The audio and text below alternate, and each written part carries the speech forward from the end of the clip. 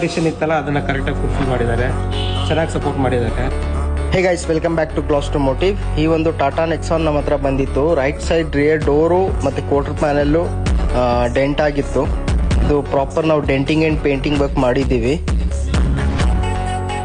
ಈಗ ನೀವು ನೋಡ್ಬೋದು ಆಫ್ಟರ್ ಶಾಟ್ಸ್ ಫೈನಲ್ ಫಿನಿಶ್ ಆಗಿದೆ.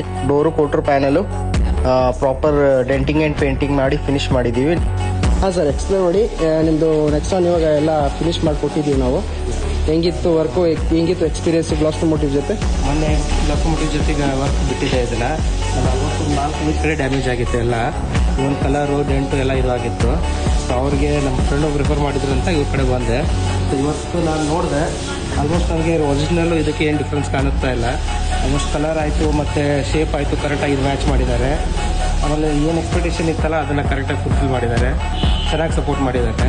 ಒಂದು ಪಾರ್ಟ್ಸ್ ಆಯಿತು, ಪಾರ್ಟ್ಸ್ ಸಿಗಲಿಲ್ಲ ಅಂದ್ರೂ ಕಷ್ಟಪಟ್ಟು ಅರೇಂಜ್ ಮಾಡಿ ತಂದು ಇದು ಮಾಡಿದ್ದಾರೆ, ಚೆನ್ನಾಗಿ ಸಪೋರ್ಟ್ ಮಾಡಿದ್ದಾರೆ. ವರ್ಕು ಅವ್ರದ್ದು ಇನ್ನೂ ಡ್ಯಾಮೇಜ್ ಆಗಿಬಿಟ್ಟು ಇದು ಒಳಗಡೆ ಹೋಗಿತ್ತು full.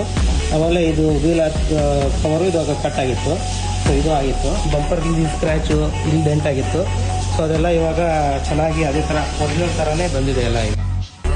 Okay sir, thank you so much sir.